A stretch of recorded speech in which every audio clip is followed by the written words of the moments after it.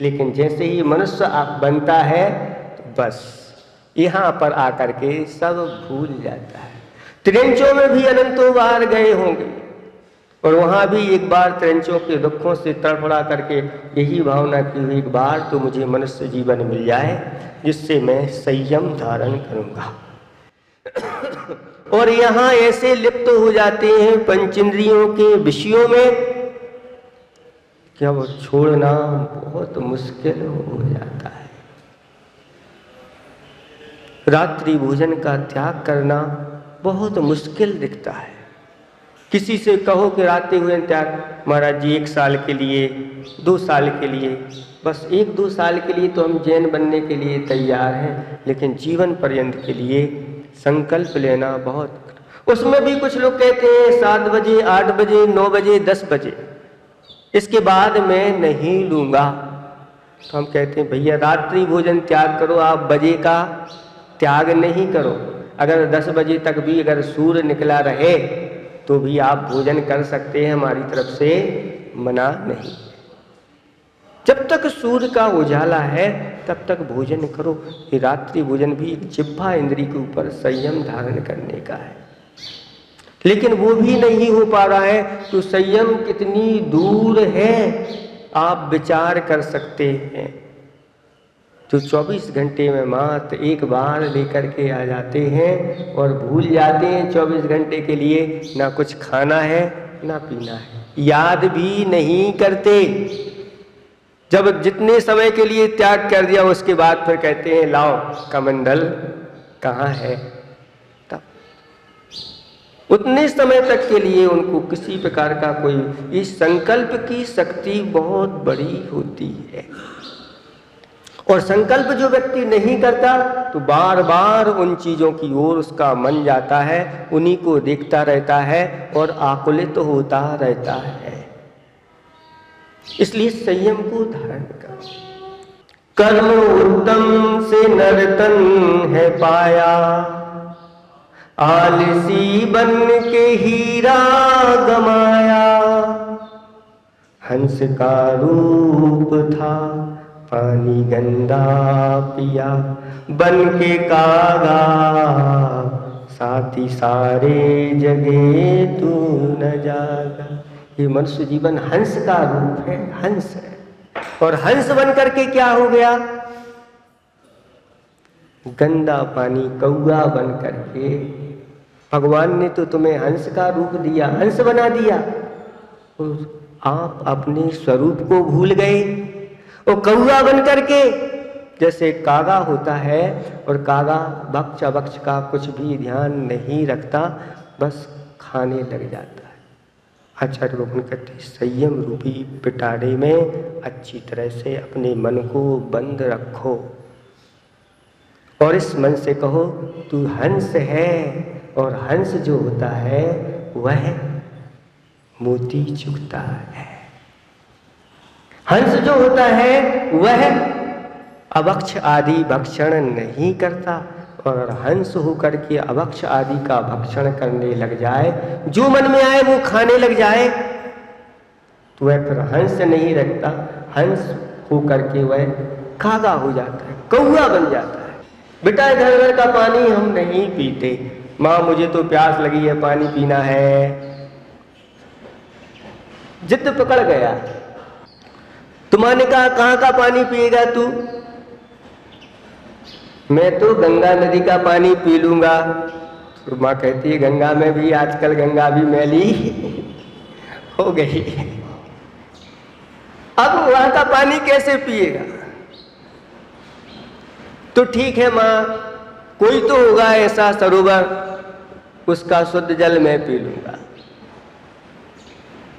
तो माँ ने कहा ठीक है, मान सरोवर अभी शुद्ध है, अगर वहां का जल पी सके तो जा पी करके आ जाना, लेकिन और इधर उधर कहीं का जल नहीं पीना।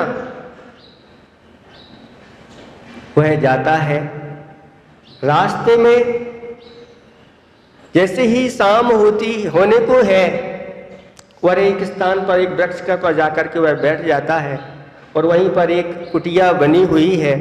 उस कुटिया वहीं पर पास में एक खटिया पर एक दादाजी लेटे हुए हैं और उसका बेटा कुछ धन कमाने के पुरुषार्थ से कहीं गया हुआ था और शाम को वह वापस लौट करके आ जाता है और आकर के उसके दादाजी पिताजी पूछते हैं कि बेटा आज इतना लेट क्यों हो गया, आज कुछ कमा करके भी नहीं लाया।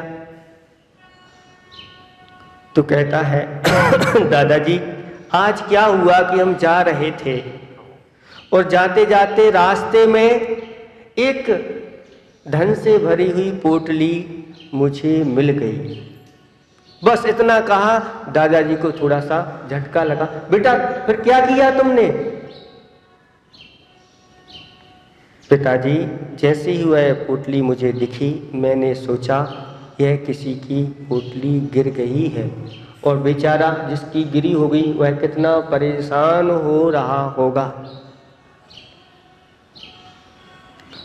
मेरा 1 रुपये भी गिर जाता है तो मन में अनेक प्रकार की उथल पुथल हो जाती है। जब किसकी पोटली गिर गई है तो मैं कैसे, तो उस पोटली को लेकर के मैं उस व्यक्ति को ढूंढता रहा और ढूंढते ढूंढते आखिर वह मिल गया। और जैसे ही मिला उससे पूछा क्या ढूंढ रहे हो, तो उसने कहा मेरी अच्छी, किस प्रकार की? इस प्रकार की, यही आपकी पोटली? हाँ यही मेरी पोटली है। और जैसे ही उसको पोटली देते हैं बहुत प्रसन्न हो जाता है और कहता है भैया आप जैसे ईमानदार आदमी आज तक मुझे मिले नहीं, कोई हुई होता लेकर के चला जाता, ऐसा करो इसमें से आधा तुम ले लो। वह कहता है नहीं, मैं इस धन में से बिल्कुल भी नहीं लूँगा, क्योंकि हमारे पिताजी या दादाजी ने मुझे सिखाया है कि अपने पुरुषार्थ के बल से जो कमाया है उसी को खून पसीने की मिलेगी तो खाएंगे, नहीं तो भूखे सो जाएंगे। इसलिए मुझे आपका कुछ भी नहीं चाहिए। बस इतना कहा और उसके दादाजी ने अपने उस बेटे को अच्छे गले से लगा लिया और कहा बेटा आज तूने उस चातक पक्षी के समान अपने कुल की लाज रख ली। अगर तू धन आदि में लोभ में पड़ जाता और लेकर के आ जाता तो हमारे कुल की लाज समाप्त हो जाती। जैसे पतंग होती है, पतंग डोरी से जब तक बंधी रहती है उसकी सुरक्षा रहती है, लेकिन डोरी से अगर वह अलग हो गई तो फिर उसका कोई अस्तित्व नहीं होता। ऐसी सार ग्रंथों का यही है, यही ऋषियों का आप लोग ऋण चुकाना चाहते हो तो मनुष्य जीवन संयम की ओर अपने आप को बढ़ाओ। सीख सद्गुरु की अब मान ले तू, जानने को जो है जान ले तू। मोह निद्रा भगा आत्म ज्योति जगा, कर्म भागा साथी सारे जगे तू न जागा। इन कर्मों को अगर भगाना चाहते हो तो मोह निद्रा से जागृत होना पड़ेगा। आत्मा की उस ज्योति को जगाओ। इस जगाने के लिए ही मनुष्य जीवन मिला है। इसलिए आचार्य भगवंतों ने कहा कि वह ना तो नरकों में संयम है, ना त्रियंचों में है, ना ही देवों में है, वह मनुष्यों में है। वह मनुष्य जीवन पाकर के अच्छी तरह से 6 कायों के जीवों की रक्षा करने के लिए तत्पर हो जाओ। गृहस्थ जीवन में ये 6 कायों की जीवों की रक्षा नहीं हो पाती, इसलिए संयम धारण करो। 5 इंद्रियों को बस में करो। ये घर में रह करके 5 इंद्रियां बस में नहीं होती, इसलिए दिगंबर वेश को धारण करो, यथाजात मुद्रा को धारण करो। दिगंबर वेश यथाजात धारण करके आचार्य भगवंतों ने कहा कि उसके में भी 2 प्रकार का संयम होता है। एक उपेक्षा संयम, गुप्ती धारण करने वाले मुनिराज शरीर से निर्ममत रहते हैं, राग देश आदि नहीं करते वह तो उपेक्षा संयम होता है। लेकिन जब बाहर आते हैं तो अपहृत संयम के साथ अपना पूरा जीवन वह व्यतीत करते हैं। अपरित संयम में भी आचार्य भगवंतों ने कहा कि भाव शुद्धि, वचन शुद्धि, काय शुद्धि, विनय शुद्धि और ईर्ष्यापद शुद्धि, ईषणा शुद्धि और शयन आसन शुद्धि के साथ जो श्रमण अपना संयम का पालन करते हैं उनका संयम बहुत अच्छा बना रहता है। क्योंकि आचार्य भगवंतों ने कहा कि भाव सर्वेषां शुद्धीनां भाव शुद्धि प्रशस्यते या मनः शुद्धि प्रशस्यते। सभी प्रकार की शुद्धियों में सबसे ज़्यादा कोई शुद्धि होती है, श्रेष्ठ शुद्धि है तो भाव की शुद्धि है, मन की शुद्धि है। और भाव और मन की शुद्धि रहती है तो अशुद्धियाँ उससे दूर भागती रहती हैं, पास में भटकनी नहीं पाते। और मन में अगर अशुद्धि आ गई तो फिर धीरे धीरे वह सारे शरीर में व्याप्त हो जाती है, वचनों में आ जाती। वचनों की भी शुद्धि हित मित प्रिय के साथ अपने वचनों का प्रयोग करो। काय की शुद्धि यथाजात ये मुद्रा है, श्रृंगार आदि से वस्त्र आभूषणों से रहित यथाजात मुद्रा, किसी प्रकार के सुगंधित आदि पदार्थों से अपने शरीर आदि को श्रृंगारित नहीं करना, ये यथाजात बालकवत निर्गंथ मुद्रा ये काय शुद्धि कहलाती है। और विनय शुद्धि जो आचार्य भगवंतों ने हमारे लिए अनेक शास्त्रों को प्रदान किया है, इन शास्त्रों की अच्छी तरह से विनय करना, साथ साथ में रत्नात्रय की विनय करना, रत्नात्रयधारियों की विनय करना, और जो सम्यक तपस्वी हैं उनकी विनय करना, सम्यक तप की विनय करना, आगम के अनुकूल चलना, गुरुओं के अनुकूल चलना, ये सब विनय के अंतर्गत आ जाता है। ईर्ष्यापद शुद्धि के लिए भी आचार्य भगवान कहते हैं कि जीवों की रक्षा करते हुए, इधर उधर न देखते हुए और ज़्यादा तेजी से भी नहीं और बिल्कुल धीरे धीरे भी नहीं, मध्यम गति से आप चलिए, जिसके माध्यम से ईर्ष्यापद शुद्धि होती है। और ईषणा शुद्धि के लिए आचार्य भगवंतों ने कहा आगम के अनुसार जैसा कहा है, जैसा मिले शीतोष्ण, जैसा भी मिले उसमें समवृत्ति रख करके ले आना। अपने लिए किसी प्रकार से कहना नहीं मुझे इस प्रकार की चीज़ आपसे चाहिए खाने पीने आदि की। सारे दोषों को टाल करके ईषणा शुद्धि का पालन होता है। आदान निक्षेपण या प्रतिष्ठापन आदि शुद्धि के लिए भी आचार्य भगवंतों ने कहा कि जहाँ जीव आदि ना हो वहाँ पर इस प्रकार से ऐसी शुद्धि करना चाहिए। आचार्य भगवंत के पास आकर के कई जगह के लोग आते हैं, आचार्य श्री आप चलिए, दिल्ली चलिए, बम्बई चलिए, लेकिन आचार्य भगवान कहते हैं कि वहाँ पर मेरे संयम का पालन नहीं होता, वहाँ पर प्रतिष्ठापन शुद्धि आदि नहीं होती, वहाँ पर ऐसे जंगल नहीं है, वहाँ तो सीमेंट के जंगल हैं। वनस्पति काय के नहीं है, वो तो पृथ्वी बस वही दिखते हैं, बिल्डिंग की बिल्डिंग दिख रही हैं, मंजिलों की मंजिल हैं, कहाँ जाएंगे कैसे जाएंगे, प्रतिष्ठापन का पालन नहीं होता। इसलिए आचार्य भगवान बड़े बड़े ऐसे बम्बई जैसे नगरों में वहाँ पर नहीं जाते। आपको कहना होता है आचार्य भगवान को वहाँ भी जाना चाहिए, लेकिन संयम की रक्षा के लिए वह नहीं जाते।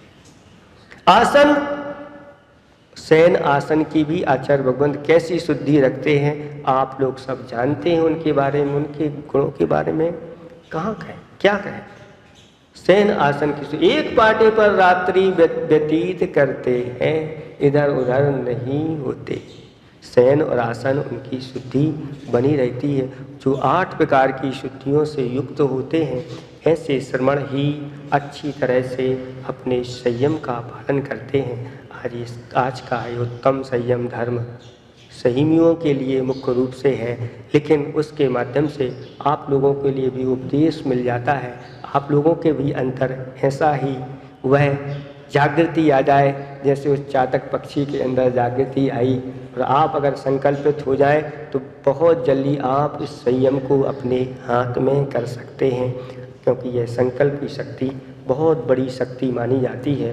और थोड़ा सा भी अगर संकल्प शक्ति आती है, वह बड़े बड़े छोटे छोटे नहीं, घुटनों के बल चलते चलते पांव खड़े हो जाते हैं और छोटे छोटे नियम एक दिन बहुत बड़े हो जाते हैं। हम भी इधर तक पहुँचे हैं, छोटे छोटे नियमों को बढ़ाते बढ़ाते गुरु की कृपा से यहाँ तक पहुँच गए हैं। उत्तम संयम के दिन आप लोगों से भी यही हम कहना चाहते हैं, अपने नियमों को दिन दूने रात चौगुने आप बढ़ाते चले जाइए। यहाँ पर बीना नगर में भी कुछ लोगों ने व्रतों को धारण किया है, कुछ अणुव्रती भी बने हैं, कुछ पहली प्रतिमा के धारी बने। आज एक बहन हमारे पास आई, महाराज आज संयम का दिन है और आज मुझे आप पहली प्रतिमा के व्रत दीजिए।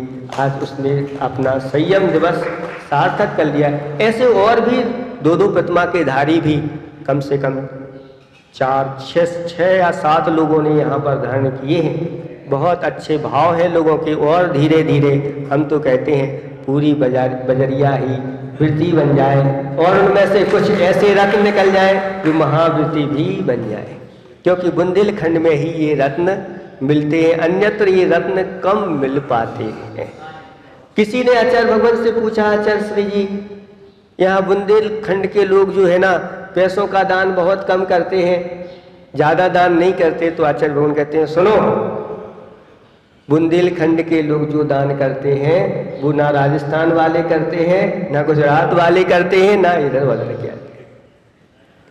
इन बुंदेलखंड वालों ने मुझे देखो एक मंच पर कितने चेतन रत्नों का दान दिया है। इन्हीं लोगों ने तो दिया है, अपनी संतान को मोक्ष मार्ग पर लगा दिया, संयम मार्ग पर लगा दिया। इससे बड़ा दान और क्या हो सकता है।